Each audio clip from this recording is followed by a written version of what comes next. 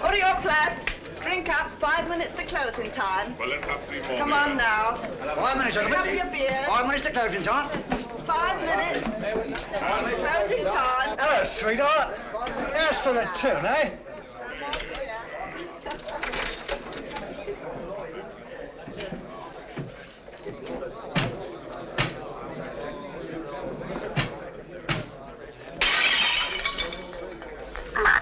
Here, you're hard luck, that's what you are.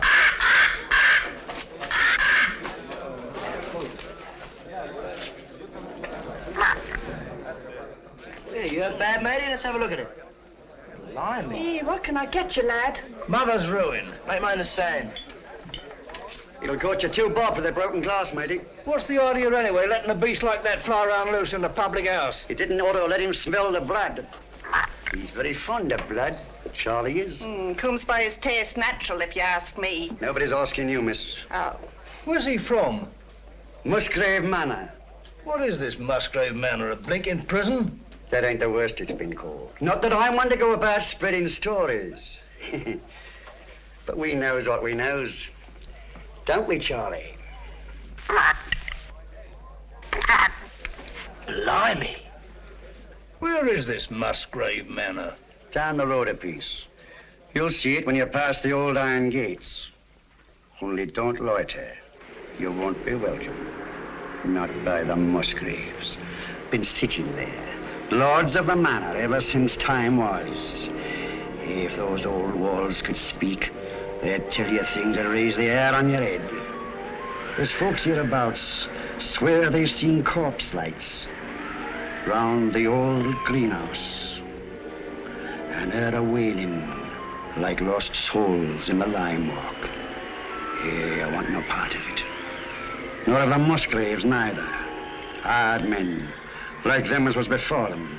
Cruel men. God pity 'em. For the day is coming when they'll need pity.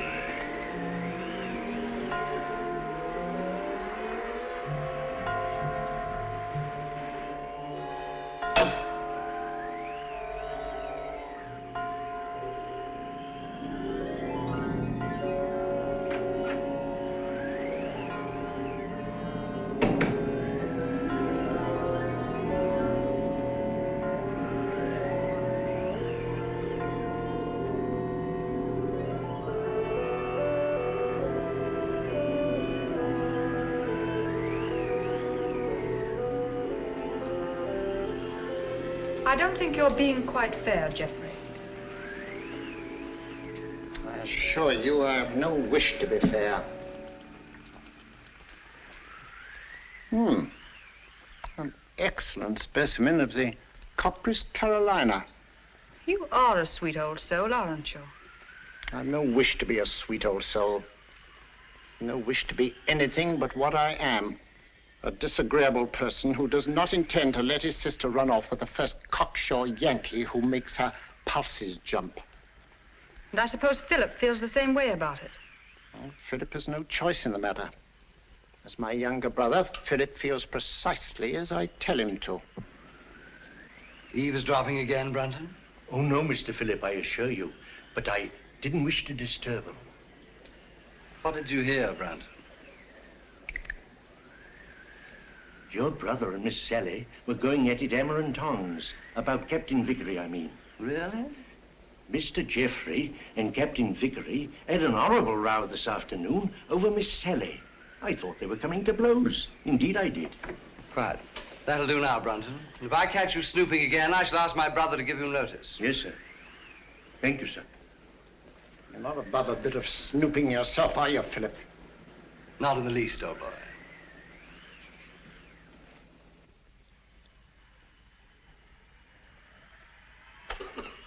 Brunton! Oh, there you are. I've been ringing for you. Sorry, Dr. Watson. I was in the upper region. The library's in a filthy mess. The wind came swishing down the chimney and scattered the ashes everywhere. Very well. I'll tidy it up at once, Doctor.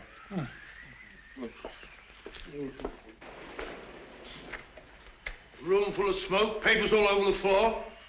Foul night, Brunton. It's customary in Elston, sir. Just the sort of night I fancy for the ghost of Lady Clorinda. Oh, no, Dr. Watson. Lady Clorinda only walks in the west wing.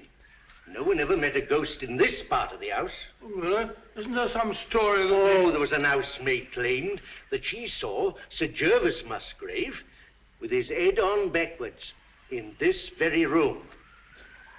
Oh, gracious me. While she was just a flighty girl, sir. Yeah, sounds like it. Very flighty. A most. Head on back. Head on backwards. Mm-hmm.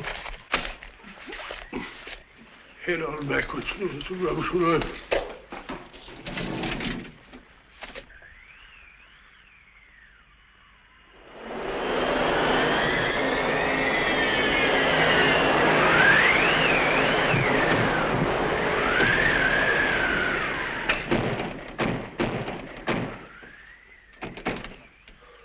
I said, Brunton, does the wind always carry on like this here? Frequently, sir. It's a great pity. It makes the gentleman restless. More than usual, I mean. Well, our patients are all tucked up for the night now, eh, Brunton? Are they? Of course, of course. Well, aren't they? Captain Vickery is in his room, sir. And it looked like Major Langford I saw going toward the pool. And I can't account for Lieutenant Clavering. Really? It's very odd. Very odd, sir. Anything else, sir? No, thank you. Oh, yes, yes. You might tell Dr. Sexton that I'd like to see him for a minute, will you? Very good, sir.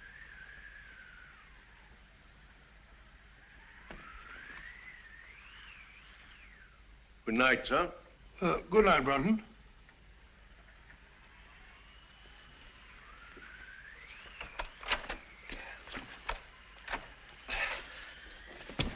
Bob! Get him up. Let's get him in this chair over here. Sorry. Awfully sorry. Get my bag, will you, Brunton? Yes, sir. Now, let's have a look. Yes, a near thing. Just missed the carotid artery. Looks like a knife wound.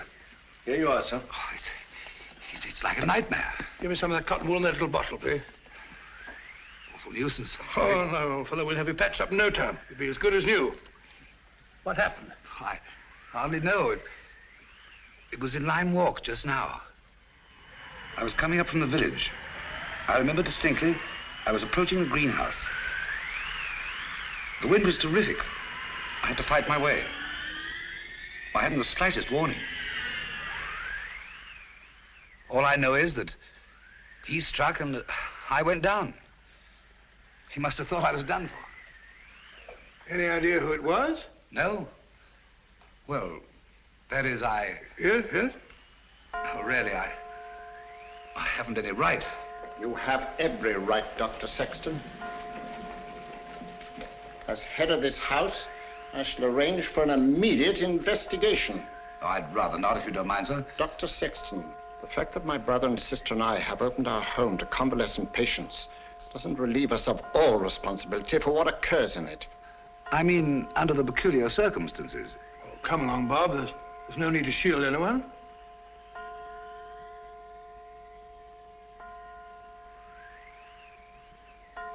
$13. 13. That's curious. What's got into the old clock? Nothing at all. Oh, sir, don't you remember the last time it did that? Your father was killed the next day.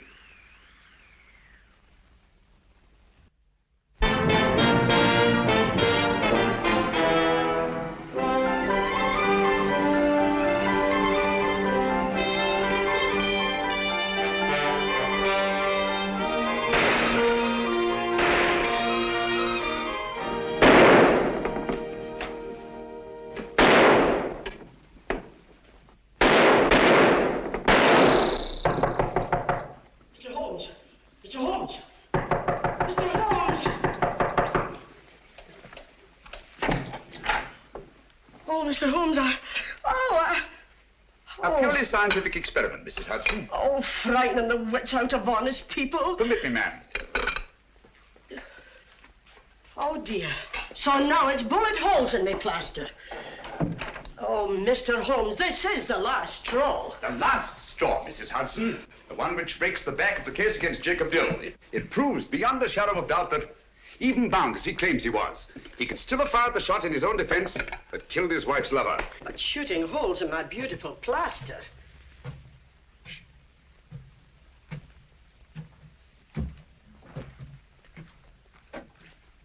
Come in, Watson. My dear fellow, I'm glad to find you in. I didn't even knock. How did you know it was me? Me is acceptable, Watson, unless, of course, you're a purist, which I doubt. And may I add that your step is like no other in London. You're just in time for breakfast. Good, I rather counted on that. Mrs. Hudson, dear, how are you? Oh, it's good to see you again, sir. I think there'll be enough there for two. Splendid. You're a sight for sore eyes, Watson. Thanks, old boy, and so are you. Sit down. Good, thank you. All right, let's have it. What brings you from Northumberland at this early hour? A bad business, Holmes. A very bad business. How'd you know that I came from Northumberland? Elementary, my dear Watson. Your overnight bag carried a fresh Euston label. The only train arriving at Euston Station at this hour is the Newcastle Express from Northumberland. Ergo, Sir Knight, thou comest from Northumberland. Of course. Obvious, isn't it? Quite. Now tell me, what dark deed was done at Hurston Towers last night? Well, that's what I came to see about, Holmes. About 10 o'clock last night, I was sitting in the lab.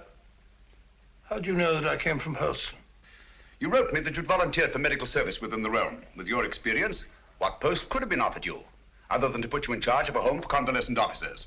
Only one such home has been opened in Northumberland in the last month, and that's Musgrave Manor at Hurston. Simple reasoning. Child could do it. Not your child, Watson. No, of course. Well, I never had a child. I very nearly did, though. Did I ever tell you about that widow at Twickenham? Very narrow escape. I just found out in time she had a most horrible little squirt, about 3.5. Yes, Watson, I think we'd better stick to Hurston. Oh, sorry, old boy. Oh, Hurston. It's a grim old pile. Very spooky. Don't tell me that you met a ghost. No, not so spooky as that. Ghosts don't stab people in the neck, do they? Or do they? Not well-bred ghosts, Watson. Who was stabbed in the neck? My young assistant, Dr. Sexton. When? Last night. Any idea who did it? No idea. You reported it? No, well, no, I didn't. Why not? Oh, see, it was a... My dear fellow, what you're trying to say is the officers in your care are all fine fellows, wonderful war records and so on. Is that it? Precisely. So you thought perhaps a private investigation? Exactly. Very right and proper thinking, Watson. We've just time to catch the 9:30 train for Hurston. Oh, my dear fellow, there's no immediate hurry. Isn't there? Your patients are all victims of combat fatigue. Any one of them might go over the edge at any moment. And from what you've told me, there's a killer loose at Hurston. Great Scott, you may be right. Come on, Watson. We haven't a moment to lose. I only hope we shan't be too late.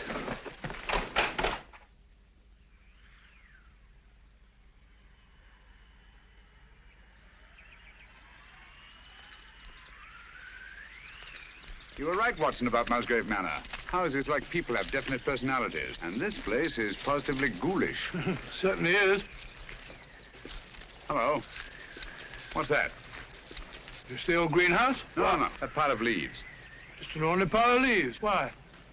Doesn't it strike you as odd, Watson, that a pile of leaves should be raked up in front of a greenhouse door? No gardener in the world would do that.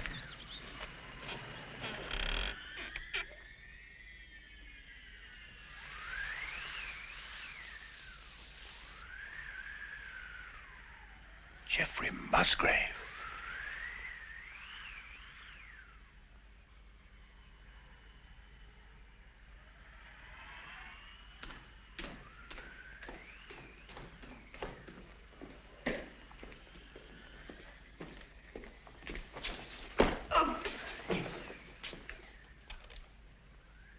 That's all very interesting, Inspector Lestrade. But what, may I ask, does it prove? What I'm trying to prove is this. That Dr. Sexton here went down. Twice now, Inspector. You were stunned. Naturally. You were out longer than you thought. That's the point. What point? Just this. The man who attacked him had time to get back into the house before Dr. Sexton here came to. Yes? Yes. And this here glove... Oh. And this here glove, what I picked up at the scene of the crime, belongs to a certain party right here in this house. I say. Why, that glove belongs to my brother. Huh? You suggest that he attempted to murder Dr. Sexton? Who knows? The man whose hand fits this here glove will bear talking to. Very well. My brother's down at the stables. I'll take you to him myself. Thank you. It's the quickest way to put a stop to this blithering nonsense. Come on. Oh, Mr. Phillip. Yeah? Better not go out in the night air without a coat. Here, take mine. Thanks. And I won't need this. No. Oh, nor this. Well, shall we go? Why, if it ain't Mr. Holmes. Good evening, Lestrade. Come to give us an hand, have you? Always happy to help, Inspector. Thanks, but I don't think I shall be needing any. Why, if it isn't Dr. Watson. Gentlemen, this is my friend, Mr. Sherlock Holmes. Mr. Philip Musgrave and Dr. Sexton. How do you do? How do you do? I've just brought him up to spend a few days with us. Well, that's very good of you. But as you see, Scotland Yard's already taken charge. Oh, really? It's most unfortunate. If you don't mind, Dr. Watson, I'd like to have that little talk with your brother, sir. I'm afraid you can't have that pleasure, Inspector. Oh, now? Got bad news for you, Mr. Musgrave. We've just found your brother in the Lime Walk. He's dead. You can't mean it. No. Look here, Holmes, if this is one of your little jokes... Murder's no joke, Inspector. That's right, Mr. Holmes. No good saying it ain't. Murder? Well, let's get going then. I'll take charge now. What? It's quite within my rights as a local justice of the peace. I'll come with you.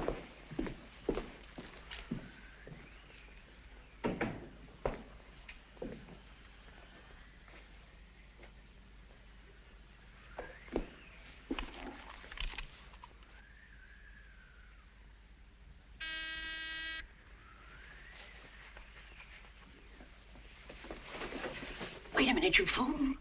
Don't go barging in like that. Don't maul me. Surgical instruments. You know, Watson, the instruments that save life are hardly more pleasant to look at than those that take it. Grisly thought, Holmes.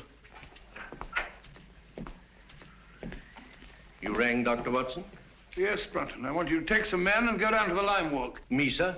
Oh, I can't, sir. I'm sorry, but I simply can't. My stomach, you know. I really couldn't look at a corpse. Corpse?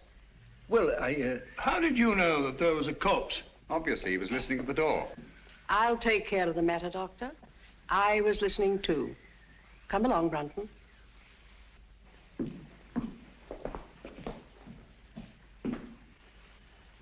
Remarkable woman.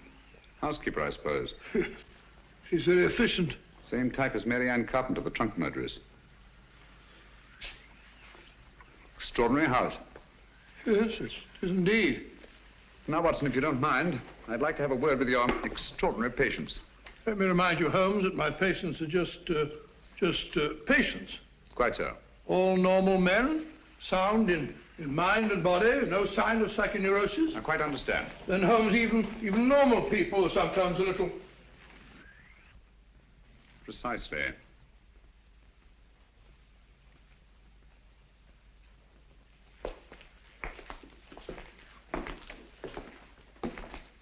Hello, Mac. Hey? I must have taken a wee nap. Mac, I want you to meet a very old friend of mine, Mr. Sherlock Holmes, Captain McIntosh. How do you do? I have heard of you, Mr. Holmes. Sorry to have wakened you. Oh, that's quite all right. See you later. Yes. Sit down, Mac, and go on with your sleep.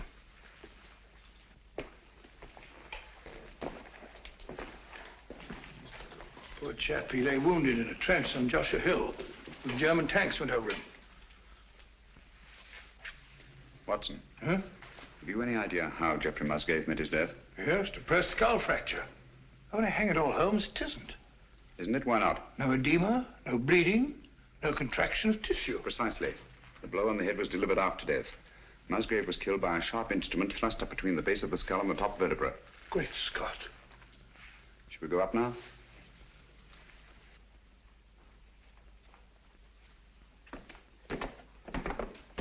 Hello, Langford. Hello there. Been away, haven't you? Haven't you? Yes, I've just been out of London. I brought my friend back. This is Mr. Sherlock Holmes, Major Langford. See you at dinner, what? What? I hope so. I hope so. I hope so. Excuse me. Excuse me. Poor chap was at Singapore. Escaped from a Japanese prison camp. Ghastly experience. He's suffering from... Escape complex, obviously. Yes, he's a very nice chap, though. The next fellow I want you to meet is young Clavering, Lieutenant, Royal Engineers. Saw a lot of men blown to bits by Nazi booby traps. He's a bit on edge. Not unnaturally.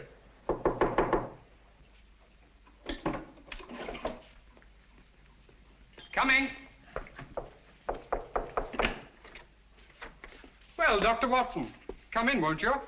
Sorry to keep you so long. You see, I was lying down, resting. This is my friend, Mr. Holmes, who's here for a few days. Mr. Clavering. Glad to meet you. How do you do? Sorry to disturb you. Not at all. I say, you don't happen to have some cigarettes about you, do you? That's one of the reasons I came. I brought you some of those American cigarettes that you're so fond of. It's all right. Open it up. No hurry. No hurry at all. No, no, no. Of course there isn't. Shall we go? Yes, well, we must be off. We've got a lot to do. See you later. Yes, I'll be back. Good night. He seemed afraid there might be a bomb in that package. Well, he's found them in less likely places than that, poor chap. The man in this room is an American flying officer, Captain Vickery. Nothing very much the matter with him. What's he here for, then? A spot arrest. Had a pretty long go of it, worn out. Needs all the rest he can get. Vickery? Vickery? Doesn't seem to be in. No one at home. Found to not. Not since tea time, at any rate. Well, what's this? Captain Vickery, here's your tea. If it's cold, don't blame me. That sounds like Brunton's work. The butler? He fancies himself a poet, but only when he's drinking. I see. Wasn't there an American killer given to verse? Holmes, you don't think that Brunton... Excuse me.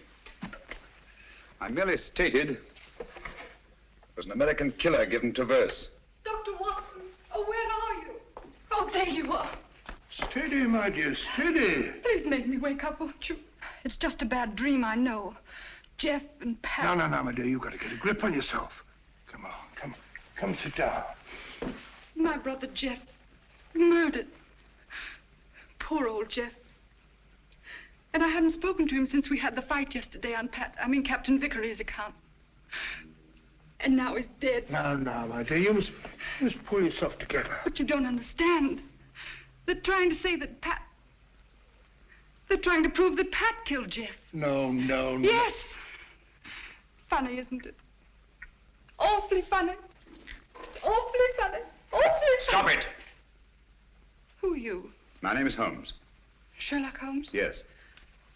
Then you'll help us, won't you, Mr. Holmes? Pat and me. I'll try to. Now tell me, wasn't there bad blood between your brother Geoffrey and Captain Vickery? That's got nothing to do with it. It may have everything to do with it. If you think Captain Vickery ever murdered anyone, you're no more of a detective than Dr. Watson. Oh, dear. Oh, I'm sorry. You're very much in love, aren't you? I'm out of my mind, Mr. Holmes. I'm out of my mind. Oh, please forgive me and please help me. Of course, I understand. But you don't understand. That appalling man from Scotland Yard is questioning Pat at this very moment. Now, this here rake, it's the identical one you got from the gardener this afternoon, now, ain't it? Smells like it. Hey, what is this? Are you trying to prove that Jeffrey Musgrave was killed with a rake? No, I'm trying to... Never mind what I'm trying to prove. Just incriminate yourself, Captain Vickery. That's all the Stroud wants. I'll thank you to keep out of this, Mr. Holmes. This is Mr. Sherlock Holmes. How do you do? He's promised to help you, dear, and there's nothing to worry about now. Only his neck, miss. Now, this here rake, what did you say you were using it for? I told you, I got it to fish my cap out of the pond. It blew in. Oh, so you were using it down at the pond, were you?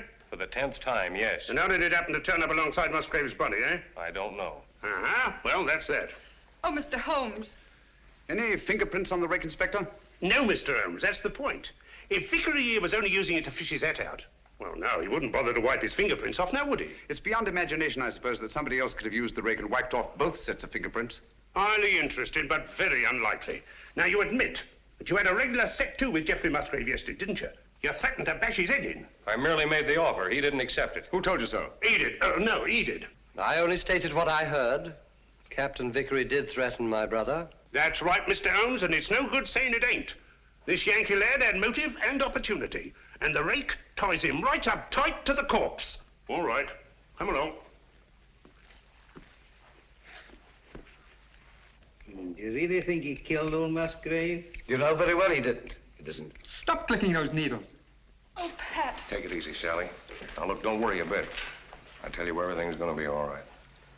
Let's go, Inspector.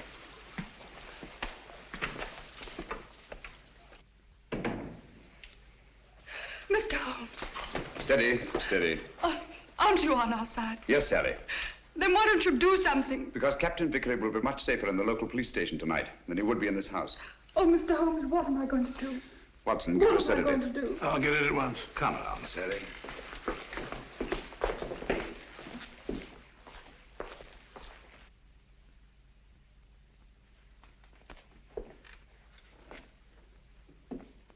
She's a bit upset, but she'll get over it.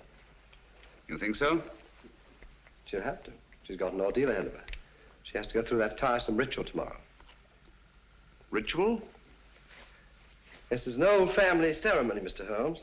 Sally's next in line now that I'm head of the household. Blast this thing. This help? Oh, yes, thanks. Knitting needle, isn't it? Yes. Handy little things. This is my heir. Sally has to recite a sort of formula over Jeff's body in front of the fireplace in the library in the presence of the entire household. Well, that's better. Just what sort of formula? Oh, it's not meaningless words. Musgrave ritual, they call it. It's an old family custom. It's been handed down for generations. You remember the words? No, not at all. But you had to speak them when your brother Geoffrey took over. Yes, that's right, I did. Let me see now.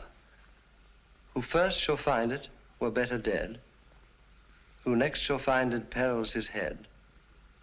The last to find it defies dark powers. Who first shall find it were better dead. Who next shall find it perils his head. The last to find it defies dark powers and brings good fortune to Hurlstone Towers. Where was the light? On the face of the messenger. Where did he speed? To guard the Queen's page.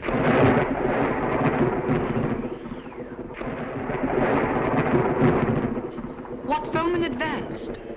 The bishop's page, rashly. And who to repel? The king's cautious page. What then the...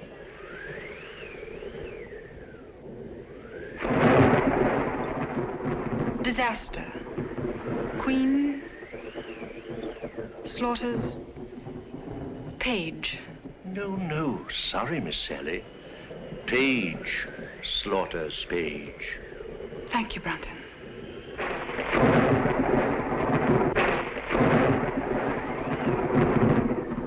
Who came then to slay him? The bloodthirsty bishop. Where shall he go? Deep down below.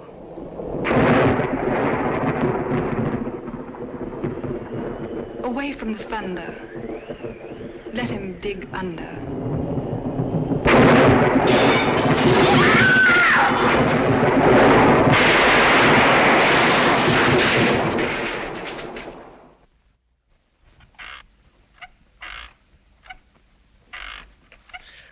Once more into the breach, dear friends. Once more. Happy day. You drunken sot. The master's been ringing you